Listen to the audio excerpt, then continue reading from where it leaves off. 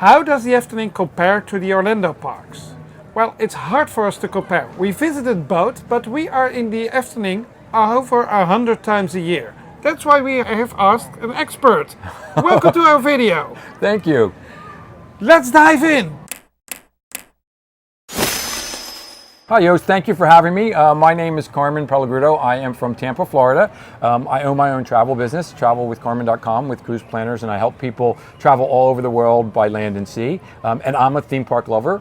I live about a little over an hour from the Walt Disney World parks and about an hour and a half from Universal Studios. And I've been to those parks many, many times over many, many years since I've been 10 years old. So you are a Disney and a Universal lover, and you know the parks really well. Do you have annual passes on those parks? I don't have annual passes now. I did have annual passes in the past, but I don't go as much as I used to. A lot with my business, it keeps me busy, and it's just that I go times when I go a lot and then I change it because it's not a close park. I live about 3 miles from Busch Gardens in Tampa, which I do have a pass for, and I can get there much easier and much quicker, where it's a lot longer or a lot further, more time to get to the Walt Disney World or Orlando parks and Universal parks. And you have visited Efteling today. You've Yes. seen the park for the first time.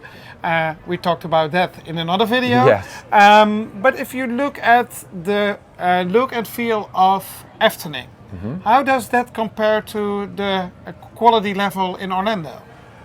I think we have to look at Orlando as Universal and Disney. That's the way I think about it.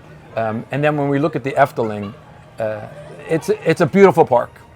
You can see the nature and all the greenery and the beautiful spaces, and the attention to detail and the storytelling is just paramount and top notch here. When you compare that to how that's done at the parks in Orlando, Walt Disney World or Universal Studios or Universal Resort, they're all storytellers. I think Efteling has the advantage or the historical part of itself that is much more traditional. It started with the fairy tale area and built up from that, and then they've put other things into it. That's the impression I get. I've absolutely loved my stay here for the last 2 days and the experience.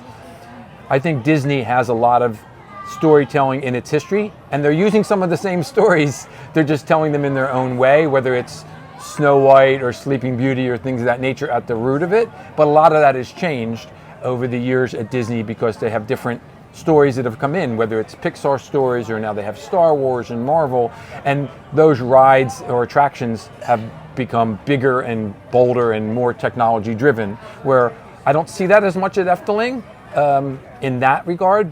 I see it in some attractions, maybe like Symbolica or a little bit of the theming when Baron 1898, but they're two different things. They're both excellent, they're both wonderful, and I think that they both are rewarding in regards to somebody who's a theme park lover to see. And then even with Universal, which takes it to an even higher level, I think, in its own right, because that's more of those stories or those characters that we know in Marvel or Jurassic Park and things of that nature.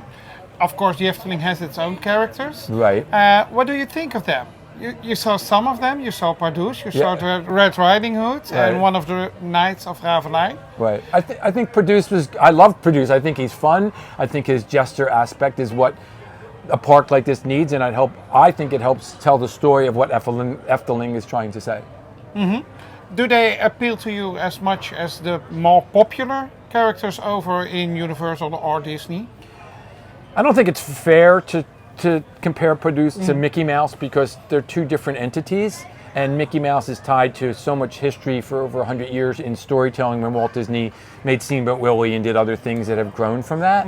And then you have other characters which are newer in the likes that's tied to movies like Pixar characters or Moana or any of those other ones, or even the princesses, which are never going to grow old at Disney and how they present them, but you still have them here. They're just not so much character driven.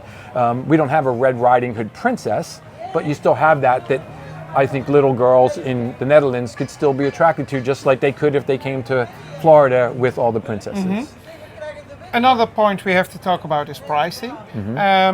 Let's start with prices to enter the park. What do you think about the price of Efteling compared to those in Orlando? I find it very much more affordable here Efteling and the Netherlands to come to the parks. The Disney parks have always historically been expensive or more pricey, but people also feel it's important to have that experience for their children once or twice, or even as adults they want to do it. But you have to keep in mind, with Disney, you're getting 4 parks. With Universal, you're getting 2, plus they each have water parks. So it all depends on what you're looking in your expectations. The Efteling is only 1 park. Right, and I think for the value, it's absolutely worth every penny or every euro that you spend. In comparison, for 1 day at one Disney park, you pay approximately $150, $175. Right. That's about 160 euros. Correct. 1 day park in the Efteling is 51 euros max. Right, and that 150 US is, or 160 euro is for 1 park. So you're not able to go to all 4 parks. No. But I know that there's ways to, if someone from Europe or the Netherlands is going to the US to go there, you can find pricing that gets better as you add more days to your ticket. So that's an advantage of, if you go there, you want to stay at Disney for a while to maximize your time. Same thing with Universal. Universal only has 2 parks until they open Epic Universe next year, I think. They have their water park with Volcano Bay. Their pricing can be high also, but there's also a lot with all the rides, and particularly the big attraction, I think, with Universal is with Hogwarts and Harry Potter and then Diagon Alley, because those are stories and books and movies that are known worldwide, so people want to go to those parks to see that, especially because there's only one Diagon Alley. And Universal, if you want to see Diagon Alley and the Wizarding World and take the train, you have to buy a park-to-park ticket. So there's all these little things in there that tie into it. But, well, we still see the Efteling doesn't have multiple day park tickets. Right. They're only day tickets. It's only 1/3 of the price of Correct. this. Is the quality, and can you expect 1/3 of the quality and the experience as well? Or do you think that isn't fair, to say so? It's not fair. I think that for 1/3 the price, just because you're paying less doesn't mean the experience and the level of what's being presented at the Efteling to its guests is 1/3 as good. It's just the same level, and in some ways, in little story areas, it's probably better. But you're going to find that, I think, through a comparison of any theme parks, whether it's Universal versus Disney versus the Efteling or even Europa Park. They all have things that they do really well, and they all have things that they do good. I mean, but I think there's excellent value for what you pay here at the Efteling for what you get. It's not Disney World, but you shouldn't compare it to Disney World. But the level of theming and presentation of stories is very, very good. We try to do the comparison, so it's not always a fair comparison. Right. But looking at prices for food and for snacks and drinks, how do you compare those to the parks in Orlando? I think it's comparable. I think it's fair. I think the pricing here is very fair.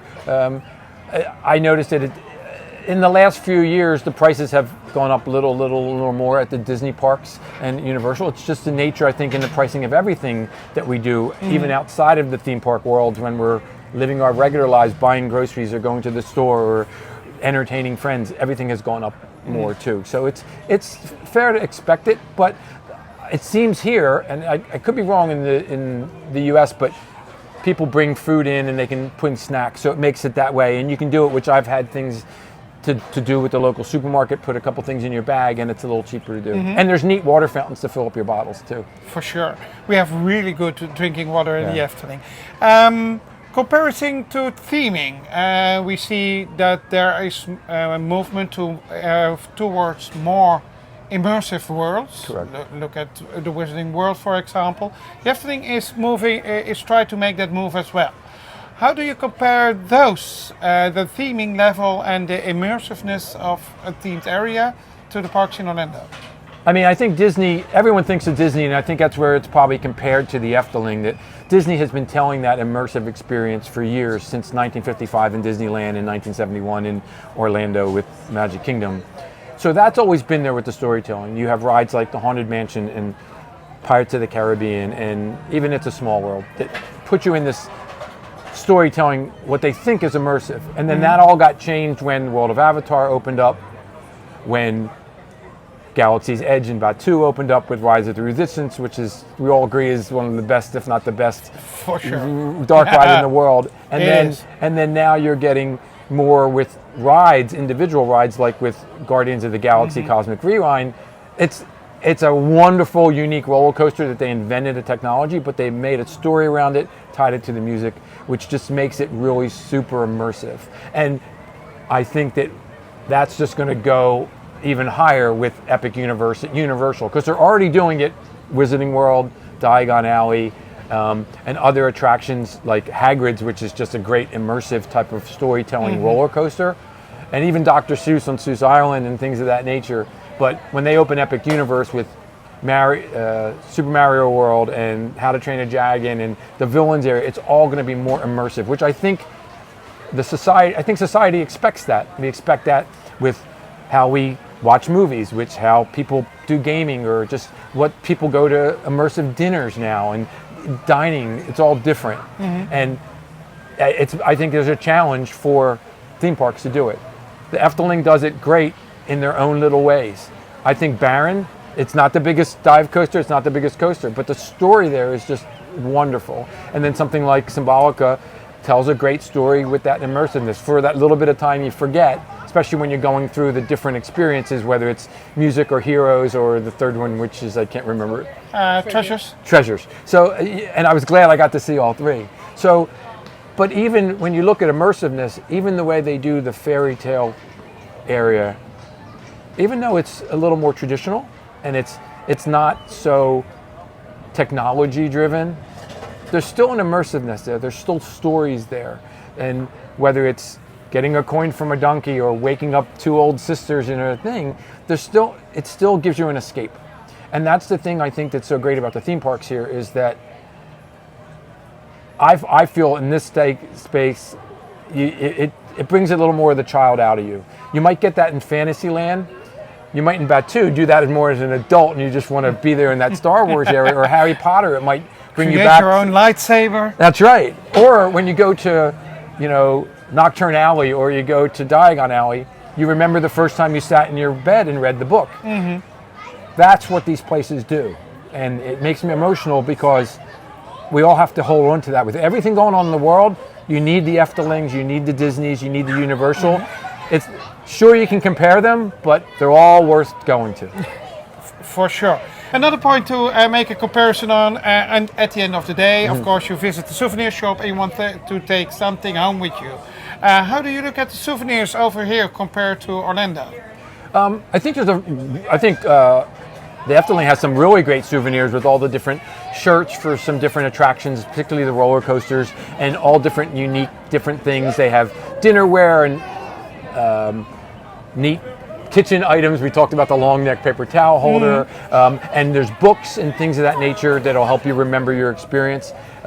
There's produce things, which much like a Mickey Mouse thing people can do. So I think there's a great offering and a great things to remember your trip by. Orlando and Universal Parks have so much. There's so much Harry Potter things at Universal that we know of, and Disney has it for all the attractions and Mickey Mouse and all that, particularly with the princesses and everything. So I think there's a lot of great memorable things you can buy here, more so than the other parks I've been to, in my opinion, that I've been here in the Netherlands and in Germany. Okay. So far. Another level is, of course, security. We visited Orlando. Yes. There's a bag check everywhere you Right. go, metal detectors. How do you compare security and safety compared to the parks in the Netherlands, and especially Efteling, and in Orlando? I think I was a little surprised because there was no bag check and you just basically walked into the parks.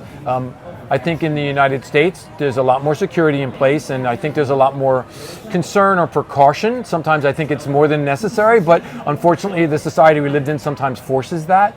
I also think that when you get into Europe, people take responsibility differently.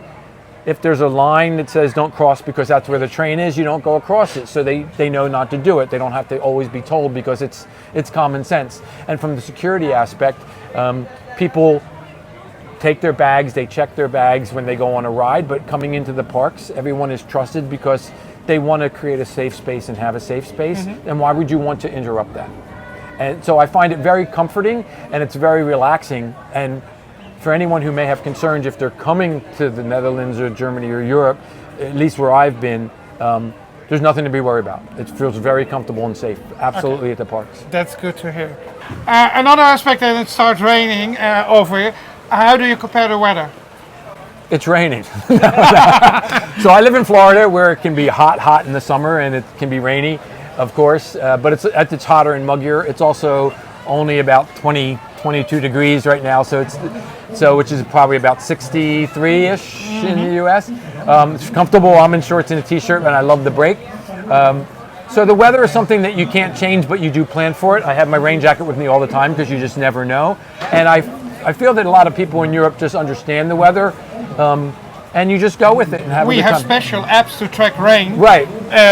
By a radar or by an alarm, and it works all over the world. And there you go. It's really a great app to download if you visit Efteling, because, well, we are in the Netherlands and Right. it rains a lot over here. Well, and I looked at all the weather apps, and it kept saying rain and rain and rain, and then the rain never came, and then you were contacting me saying it's going to be a beautiful day today, and up until about an hour ago it was, and it was a beautiful day. But, you just have to prepare for it, have one or two shirt tops and a rain jacket, and you'll be fine. Now, if you're coming at different times of the year, Efteling's unique because it's open all year round, correct? Yep. So they have indoor rides, and there's a lot of attractions here. Much like Disney World and much like Universal, they have attractions that are inside, but also some of the roller coasters or things that are outside may close, particularly for Thunder, much like they do in the States. For a last question, people in the Netherlands often think of Efteling less than Disney, for example. They say, well, it isn't Disney, it isn't that good. Do you think that's fair to say, or do you say, well, what is your opinion on that? Is the Efteling less than Disney? The Netherlands isn't the United States. The Efteling is not Disney. I don't think it's fair to compare them because they each have wonderful things that they offer, just like the countries do, just like the parks do. I think that there's always going to be value, and there's always going to be great experiences. I think it's better to just keep an open mind and go into that knowing that if you come to the Efteling not thinking that it's Disney, that it's Efteling, but you love Disney, you will love the Efteling. Thank you so much for joining. I was so glad you are willing to join us today. Absolutely. Thank you. You've been wonderful hosts. I'm so glad to share it today. Thank you. That rounds up our interview. Do you have any other questions for us or for Carmen? Just let us know down in the comments. And of course, don't forget to like this video and subscribe to our channel. And if you really like more of this kind of videos, you might want to become a patron of our channel. Just head over to Patreon and select the tier that suits you best. We hope to see you in our next video. See ya!